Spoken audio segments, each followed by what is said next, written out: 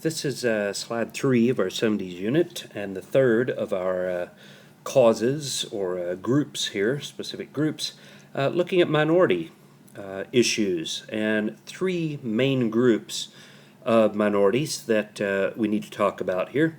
The first one being Mexican Americans, or Chicanos. As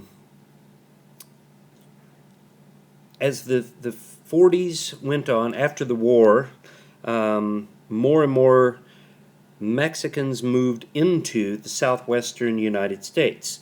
In 1965, a man named Cesar Chavez led a strike on behalf of migrant farm workers in California. Most Chicanos, if they're involved in agriculture, are migrant workers. They move from farm to farm looking for work. They're not the farm owners. So Chavez will lead a strike on behalf of these migrant farm workers. He used the nonviolent tactics of Dr. King.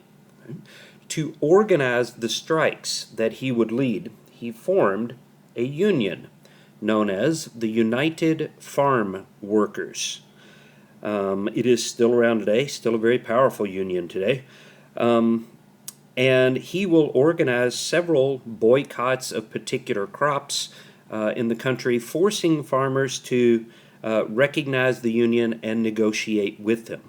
Now again, he uses the peaceful, nonviolent tactics of Dr. King, and as with the same thing that happens during the civil rights movement, a lot of Chicanos are not going to be patient enough. They're not going to wait for the changes. They want more changes more quickly.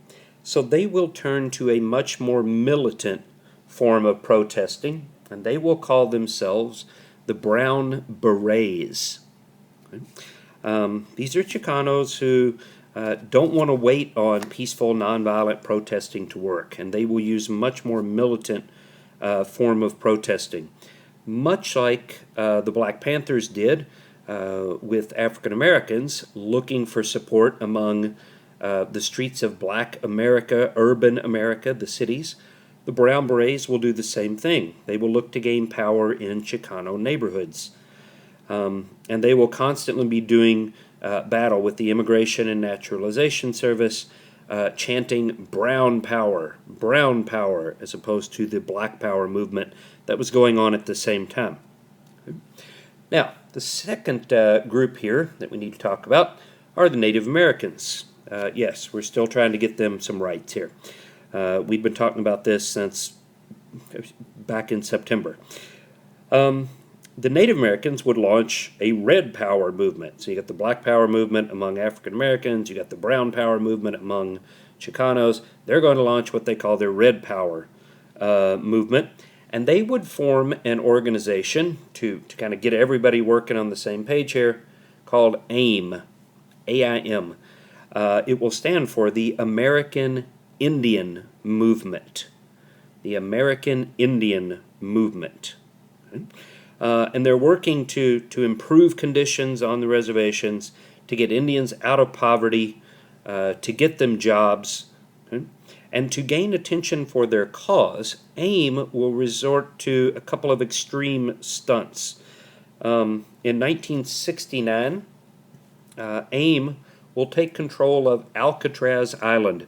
It had stopped being used as a prison, and when the Bureau of Indian Affairs building burned down in San Francisco, Native Americans said, hey, how about you give us Alcatraz Island to use as the new Bureau of Indian Affairs building.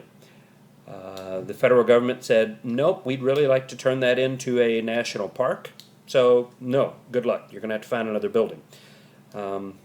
Angered, the members of AIM will take over Alcatraz. They will capture the island and actually held it for 18 months. A lot of entertainers, writers, musicians, movie stars, and so forth would donate a lot of money to the cause of AIM here and would help pay for resupply efforts to Alcatraz Island. So 18 months they hold it. In 1973, moving ahead here, Native Americans seized Wounded Knee, South Dakota. They take over a whole town, running people out. And they will capture and hold this town for 71 days.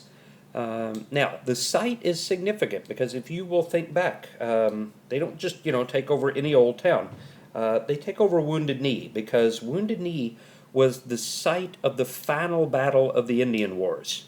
It's where the federal government once and for all put down the Native Americans, and AIM sees themselves as rising again here at Wounded Knee. Here you see the logo there. They actually have a very cool little logo, the peace sign of the fingers and the hand forming the head of the Indian with the feathers and all that.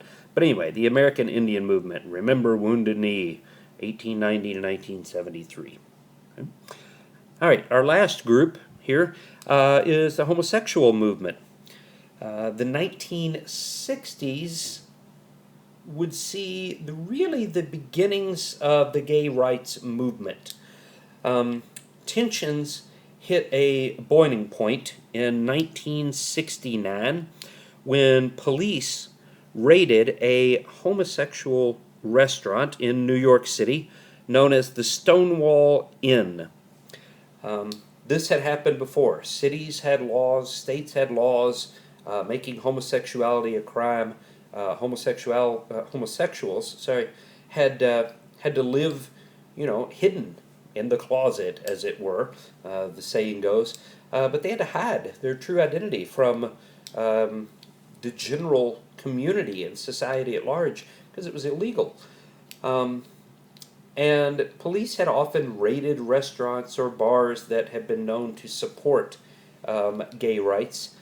But this time they fought back. There was a huge riot. There you see pictures here at the bottom, stop attacks on lesbians and gays, and the police force beating people as they come out of the restaurant. Homosexuals fought back. It comes to be known as the Stonewall Riot. Okay?